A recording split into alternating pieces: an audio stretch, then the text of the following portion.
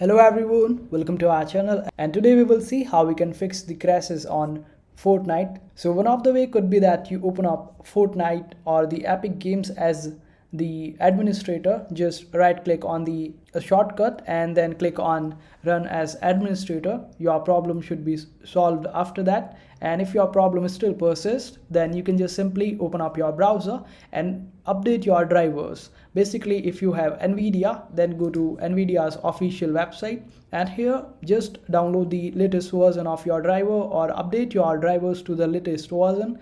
After that, your game should be working quite fine. And if the problem still persists, then there's one more way.